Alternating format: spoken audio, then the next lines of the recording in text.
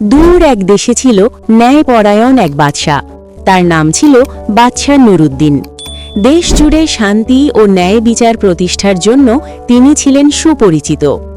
প্রজাদের দুঃখ কষ্ট তিনি কেবল সিংহাসনে বসে জানতেন না, বরং নিজে ছদ্মবেশে ঘুরে বেরিয়ে তাদের বাস্তব অবস্থা দেখতেন। তার বিশ্বাস ছিল শাসকের আসল দায়িত্ব হল প্রজাদের জীবন কাছ থেকে দেখা ও বোঝা। বাদশাহ নুরুদ্দিন প্রজাদের অবস্থা স্বচক্ষে দেখার জন্য মাঝে মধ্যেই রাতের আধারে শহর ঘুরে বেড়াতেন।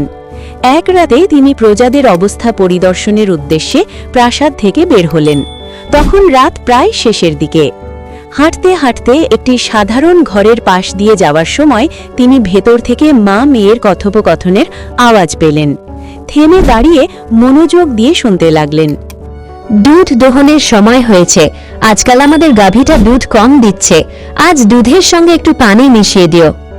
আম্মা, দুধের সঙ্গে পানি মেশাবো কি করে? বাদশাহ নুরুদ্দিন তো দুধে পানি মেশাতে কঠোরভাবে নিষেধ করেছেন। বাদশাহ নিষেধ করেছেন ঠিকই, কিন্তু তিনি কি এখানে এসে দাঁড়িয়ে আছেন? তিনি তো এখন প্রাসাদে ঘুমিয়ে আছেন। আমরা কি করছি তিনি তো দেখছেন না। আম্মাজান, বাদশাহ নুরুদ্দিন হয়তো দেখছেন না, কিন্তু যিনি বাদশাহ আল্লাহ, তিনি তো দেখছেন।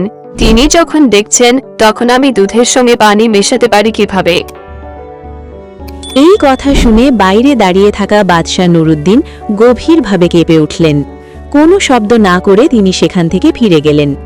পরদিন সকালে তিনি ওই মেয়েটির খোঁজ নিলেন, তার পরিচয় জানলেন। মেয়েটির সততা ও আল্লাহ ভীতিতে মুগ্ধ হয়ে নিজের পুত্রের সঙ্গে বিয়ে দিলেন। মানুষ না দেখলেও আল্লাহ সব কিছু দেখেন। নির্জনে যে আল্লাহকে ভয় করে, আল্লাহ তাকে সম্মানের আসনে বসান। সততা মানুষকে শুধু ভালোই করে না, ভবিষ্যৎ প্রজন্মকেও আলোকিত করে।